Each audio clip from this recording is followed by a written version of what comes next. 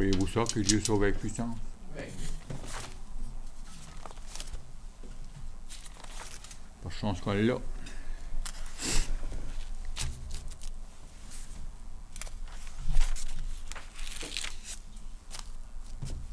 Toute une bonne semaine. J'ai hâte de voir les visiteurs. Conrad et Rosemary, ça faisait un bon bout qu'on ne les avait pas vus. Il y avait des bonnes raisons. Comment ça m'a été la bête, moi aussi, là? J'ai eu du hard time, moi aussi. Seigneur est bon. On va commencer par une prière. Père Céleste, je ne suis pas digne d'être ici ce matin. S'il vous plaît, Père. Moi, ma langue, moi, mes lèvres.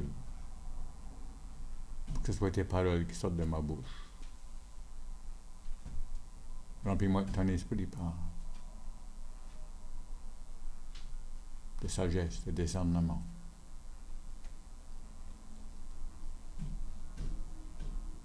Mets la croix en avant de moi, Père, pour que c'est Jésus que tu vois pour moi. Par le péché de ton Fils Jésus, je te prie. Amen. Dieu sauve avec puissance. Attendez tout bien là, en arrière, ouais. Good. La question que nous devrions nous poser, ce n'est pas qui peut être sauvé, mais qui accepte d'être sauvé. Pour tout le monde qui accepte d'être sauvé, c'est un gros problème. Cela, ça devrait nous faire réfléchir. Aujourd'hui, on va voir comment être sauvé et comment ça fonctionne, ce parcours-là. Le jeune homme riche va avoir une discussion avec Jésus. Il voulait savoir ce qu'il devait faire pour avoir la vie éternelle.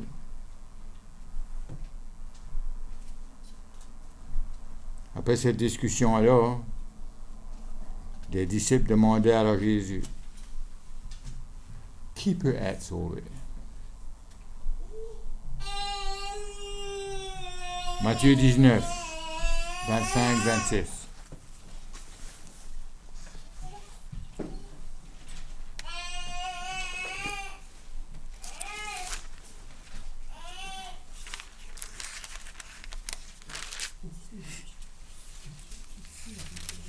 Matthieu 19, 25 puis 26.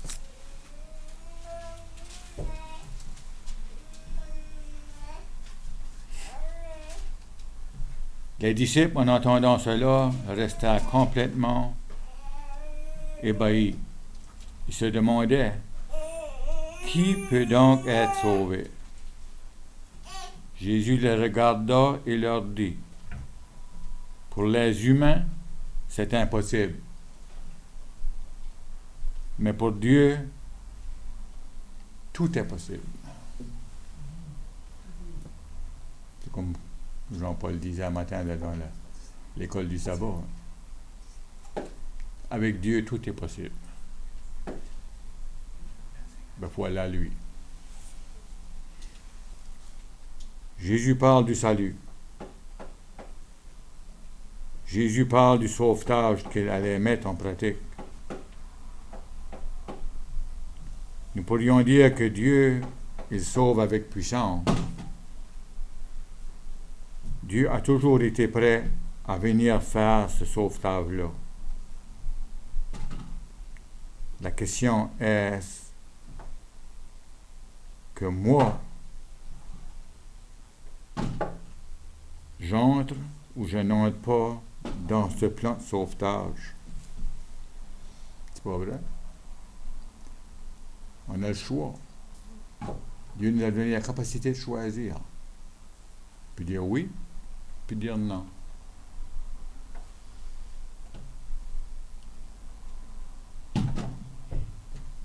ce plan de sauvetage, il y a du monde qui disent Dieu, il va sauver le monde entier. Avez-vous déjà entendu ça? J'ai entendu beaucoup de monde dire ça. Général, tout le monde va être sauvé.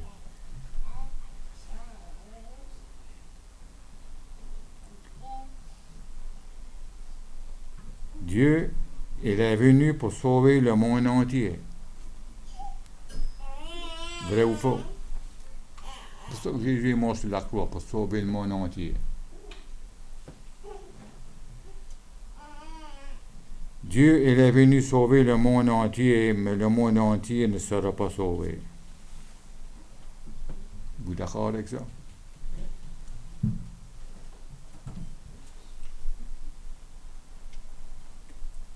Je ne peux pas être sauvé si je ne l'accepte pas d'être sauvé. Dieu, il nous tend la main. Moi, je peux dire oui ou je peux dire non.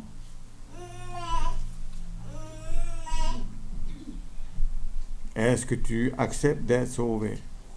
Si je dis non, bien, c'est non. Si la question, c'est là la question.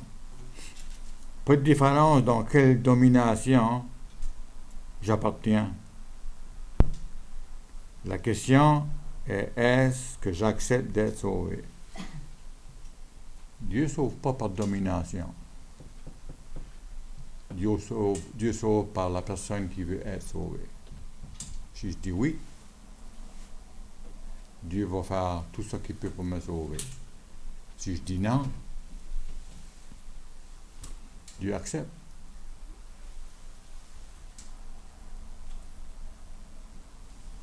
Allons voir des textes bibliques qui sont très importants.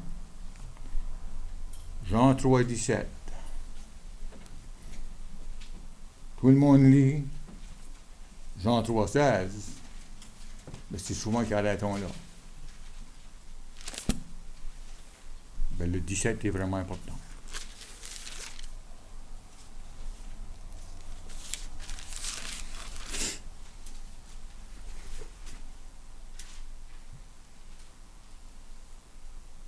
Dieu, en effet, n'a pas envoyé son Fils dans le monde pour juger le monde, mais pour que, par lui, le monde soit sauvé. Dieu est venu pour sauver qui? Dieu veut sauver tout le monde. C'est nous autres qui choisissons. Est-ce qu'on veut être sauvé ou qu'on ne veut pas être sauvé?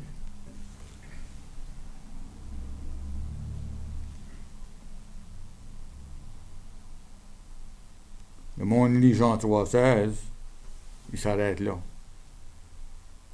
Cela veut dire que Jésus est en train de pratiquer le sauvetage qui nous est promis. Jésus étend la main à chaque personne qui dit « Viens ». Il dit « Viens, je veux te sauver ». Et moi, je dois dire « Oui, je veux être sauvé » ou « Non, je ne veux pas être sauvé ». C'est ça qui est l'amour. Hein? Dieu accepte. Pas différent de la décision qu'on fait. Dieu l'accepte. Par cause qu'il n'aimerait pas de nous sauver, c'est qu'on dit non, mais il accepte pareil. Acte 10, 34, 35.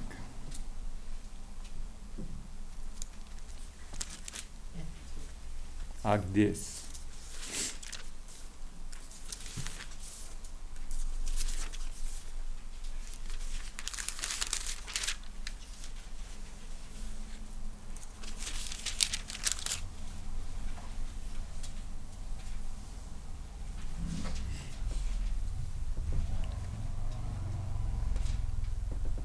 Alors Pierre prit la parole. En vérité, dit-il, je comprends que Dieu n'est pas partial. Mais qu'en toute nation, celui qui le craint et pratique la justice est agréé de lui.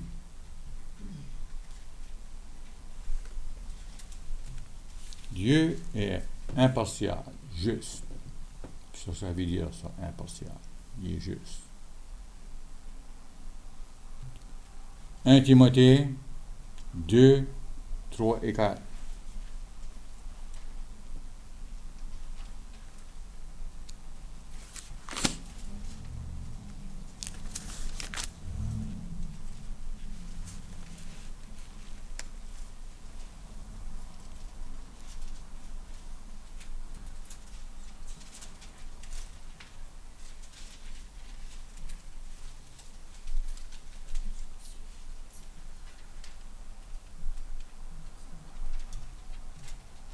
Timothée quoi? 1 Timothée 2, 3 et 4.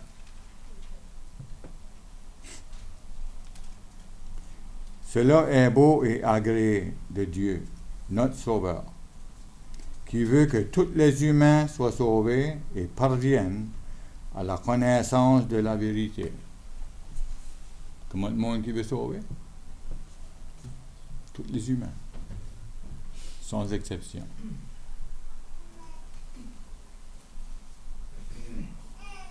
Dieu veut que chacun de nous fassions partie de son sauvetage. 2 Pierre 3, 9. 2 Pierre 3, verset 9.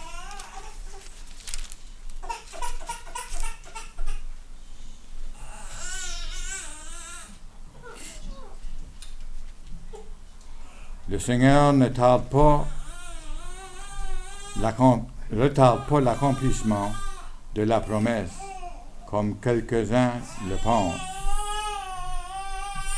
Il est patient envers vous.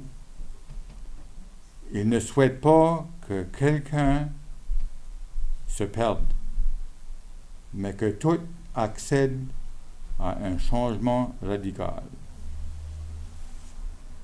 Voilà. Il veut qu'on change, qu'on aille à lui quand il dit « Seigneur, sauve-moi ». Beaucoup de personnes disent « Oui, mais ça, c'est le Dieu du Nouveau Testament ».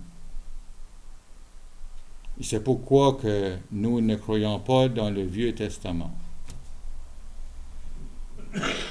Dans l'Ancien Testament, Dieu ne voulait pas sauver personne.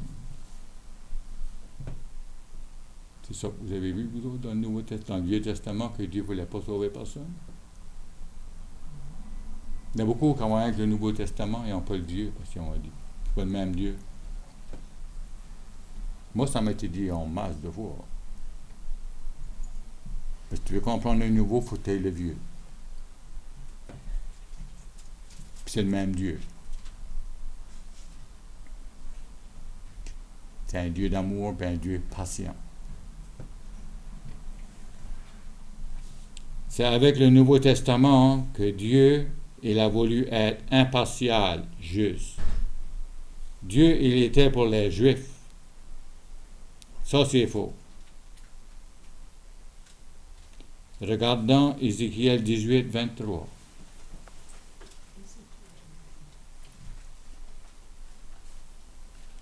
Ézéchiel 18, 23.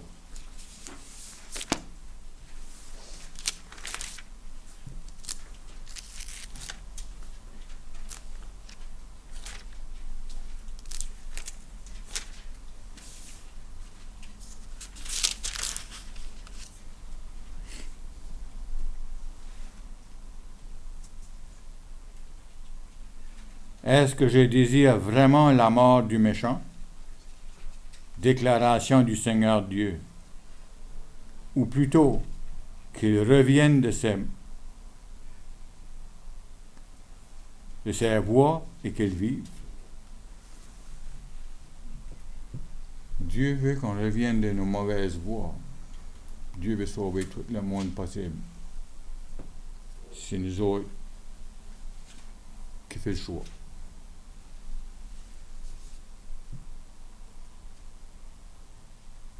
Beaucoup de personnes disent oui, mais ça c'est le Dieu. Oh, non, c'est pas l'autre. Okay. L'Ancien Testament est rempli d'exemples de comment Dieu, il était un Dieu impartial et juste. Que Dieu, il voulait sauver l'humanité entière.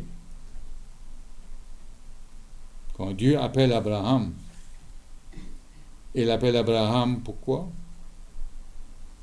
Pour qu'il soit une bénédiction pour toutes les autres nations. Dieu a tout le temps eu du monde, un peuple, pour le représenter, pour que les autres nations peuvent voir tout ce qu'il fait, qu'ils veulent avoir qu'on a.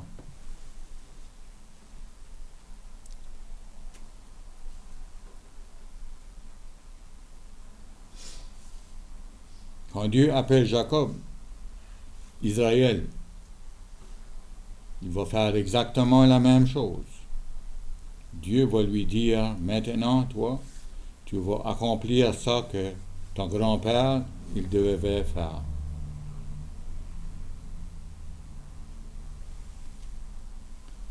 C'était de même jusqu'à aujourd'hui, puis ça va continuer.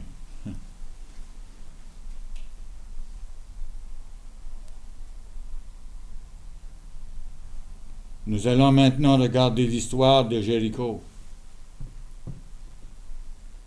C'est là qu'il va rentrer, par Jéricho, la première ville. Rahab. Elle était une femme avec une mauvaise réputation. Elle était prostituée. Josué envoya 2 espions à Jéricho et ils couchèrent dans la maison de Rahab. Josué 2, verset 1.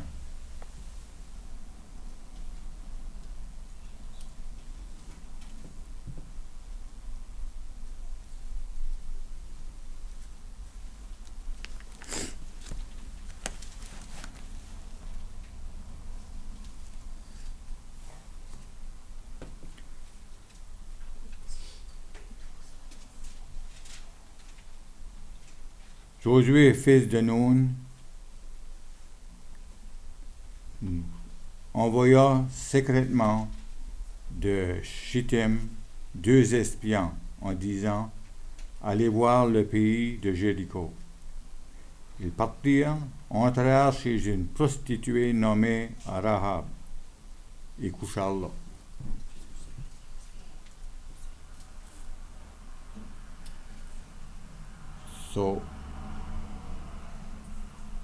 Regardons la déclaration de foi de cette femme. Josué 2, 9 à 11.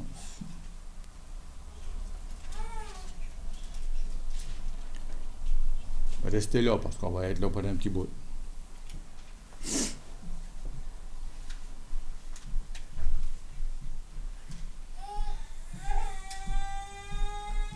On va voir ce qu'elle a dit aux espions.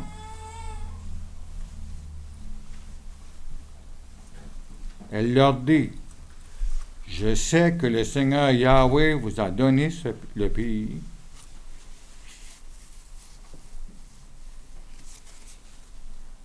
La terreur que vous inspirez s'est abattue sur nous. » Okay. Et tous les habitants du pays défaillent devant vous.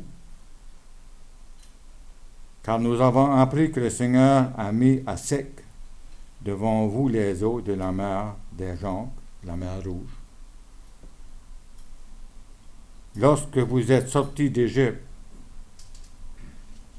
et comment vous avez traité les 2 rois amorites qui étaient en Transjordanie, Sion et Og, que vous avez frappé d'anathème. Nous l'avons appris et notre cœur a fondu à tout le souffle, monte devant vous, car le Seigneur Yahweh, votre Dieu, est Dieu dans le ciel, en haut, et sur la terre, en bas. C'est de la foi, ça? Ils n'ont pas encore le Jéricho, là. Ça, c'est les espions qui sont là.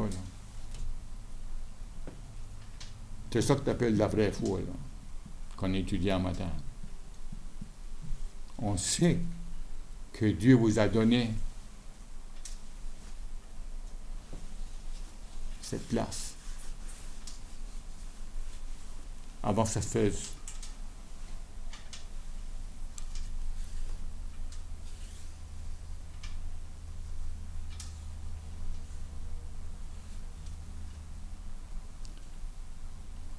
Au passé, une femme qui n'était pas juive, mais mal réputée, n'était pas juive, c'était une prostituée. Elle a la foi de dire, même si que Dieu ne l'a pas encore donné, je sais par la foi que Dieu vous l'a déjà donné. C'est de la vraie foi, ça. C'est pas ce qu'on voit avec nos yeux qui est la foi. Regardez les propres enfants d'Israël. Ils ne croient pas. Ils n'ont pas la foi que Dieu va leur donner le pays. Les enfants d'Israël qui étaient pour rentrer là ne croyaient même pas que Dieu allait leur donner. C'était des géants, puis c'était ci, puis c'était ça. Puis... non, on ne pourra pas. C'est Dieu qui combat pour nous autres. Amen. Tout le temps. Du début jusqu'à la fin.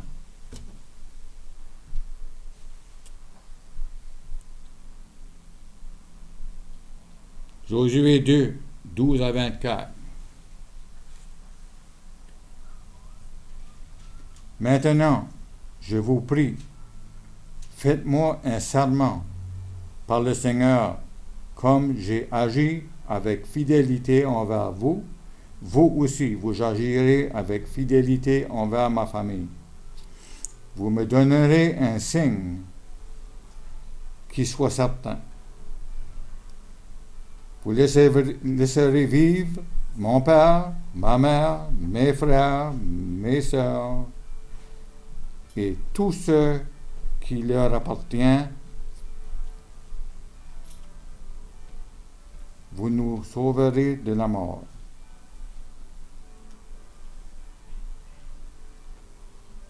Parce que quand ils ont attaqué, là, Jéricho, là, il y a une famille qui a été sauvée, la famille Rahab. Toutes les autres, ça a tout été tué. Les hommes lui dirent que nous mourrions à votre place. Mais ne divulguez pas notre affaire. Quand le Seigneur nous donnera le pays, nous agirons envers toi avec fidélité et loyauté. Elle les fit descendre avec une corde par la fenêtre, car sa maison était dans le mur même du rempart. C'est dans le rempart qu'elle habitait. Elle leur dit, allez vers la montagne de peur que vos poursuivants ne vous rattrapent. Cachez-vous là-bas pendant 3 jours, jusqu'au retour de vos poursuivants, après quoi vous irez votre chemin. So, il a fait descendre par une fenêtre avec un whatever c'était, un cob ou whatever, purple, hein, couleur de peau.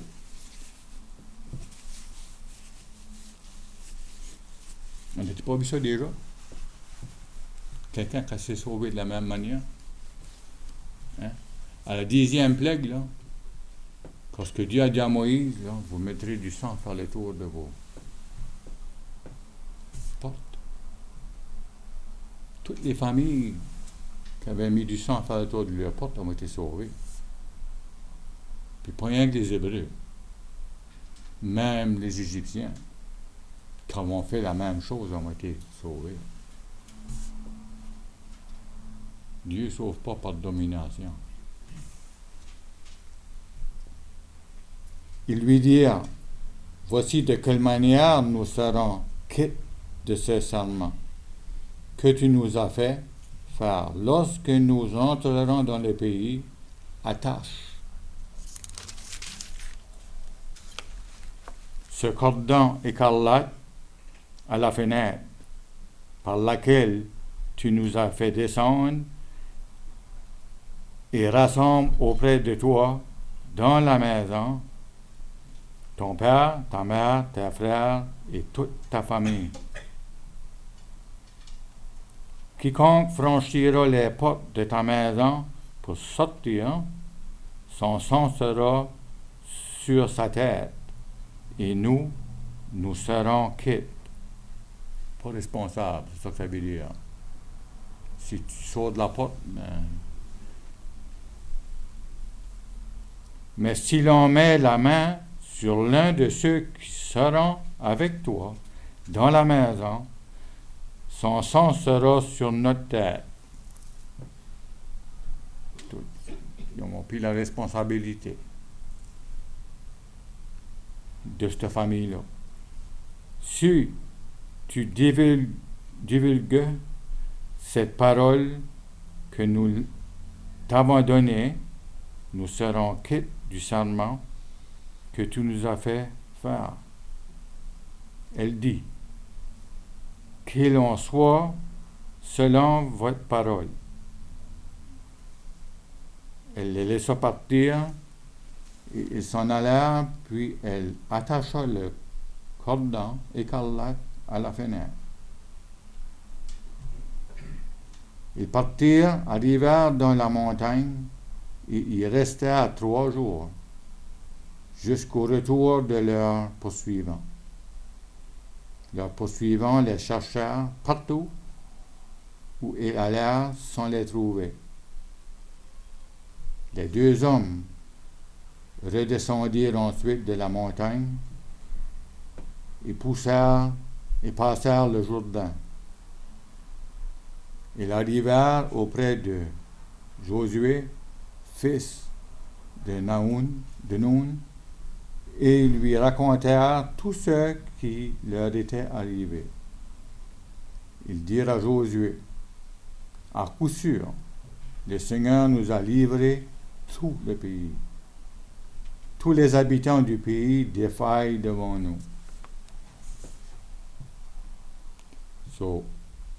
Ça prend de la foi. Ça, c'était tout fait. Ça s'est tout fait avant que Dieu l'ait donné le pays.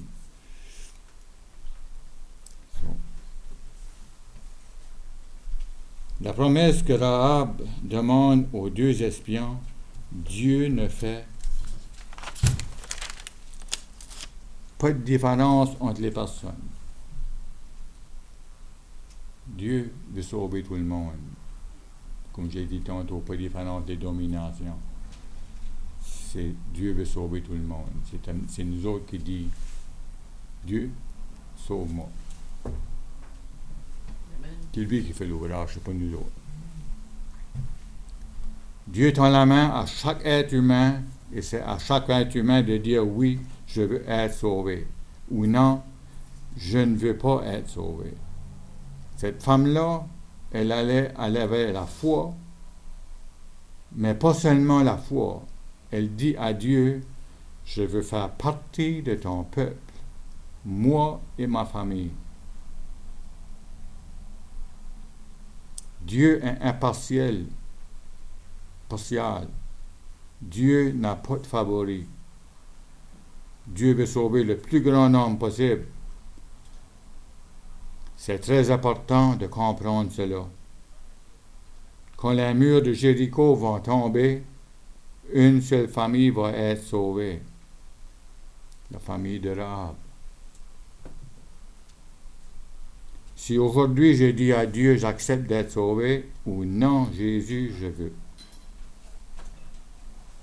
Jésus, par la foi, je suis sauvé.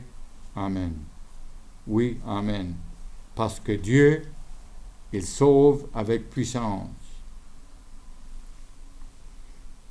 Mais Dieu va faire quelque chose encore de plus grand avec cette femme mal députée. Dieu ne sauve pas seulement, mais il fait grâce. Dieu nous fait un cadeau. Allons voir le cadeau que Dieu va faire à cette femme. Matthieu 1, de 2 à 6.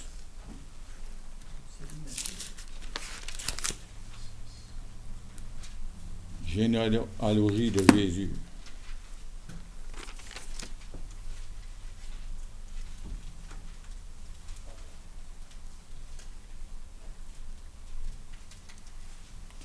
Un, 2 à 6. On va passer par-dessus du stop parce que je ne vais pas vous garder trop longtemps.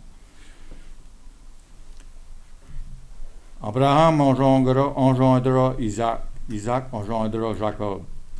Jacob engendra Judas et ses frères. Judas, avec Tamar, engendra Pharez et Zara. Pharez engendra Esrom. Esrom engendra Aram. Aram engendra Aminadab. Aminadab engendra Naason. Naason engendra Salmon. Salmon, avec Rahab, engendra Boaz. 2 à 6, ok. Boaz, avec Ruth, engendra Yobed. Yobed engendra Jesse. Jesse engendra David. Le roi David, avec la femme d'Uri, engendra Solomon.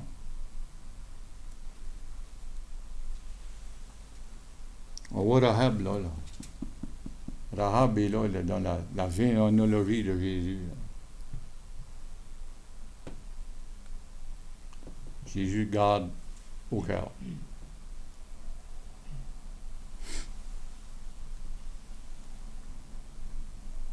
La généalogie de Jésus, Matthieu 1, 16.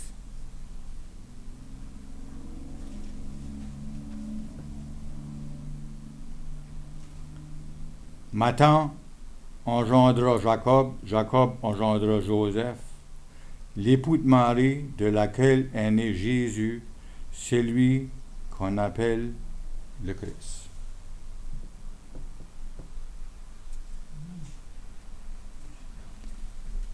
C'est pas mal un beau cadeau, ça. Elle a accepté. Dieu l'a accepté, comme j'ai dit tantôt, là. Sa famille, elle a accepté de faire partie du peuple de Dieu.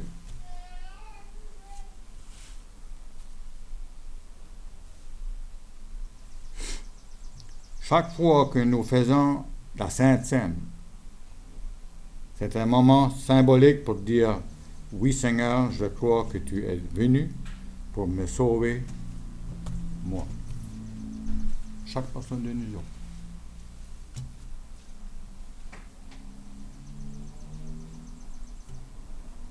Mais pas seulement pour me sauver, mais pour me transformer pour quelque chose de merveilleux. La vie éternelle. Dieu veut nous transformer, nous sanctifier. On a la vie éternelle right now, but c'est un procès. Le Dieu de l'Ancien et du Nouveau Testament n'est pas seulement venu pour nous sauver, mais pour changer l'histoire de notre vie. Pas vrai? Quand on regarde ce qu'on était, là, puis qu'on regarde ce qu'on est aujourd'hui, là, il a pas mal changé d'histoire dans notre vie. Puis ça va continuer. Comme Rahab, une femme qui était condamnée à mourir dans une guerre, elle est sauvée et adoptée par le peuple de Dieu. Aujourd'hui, plus de 3000 années plus tard, nous sommes après parler de comment cette femme peut être un exemple pour nous aujourd'hui. C'est ça le Dieu que nous servons. Mes frères, mes sœurs, on a un Dieu qui sauve. Puis il veut sauver tout le monde qui est ici présent, puis le monde qui est dehors aussi. Il n'y a pas d'exception. C'est tout ce que j'avais pour vous autres aujourd'hui. On a un chant attaché à la croix.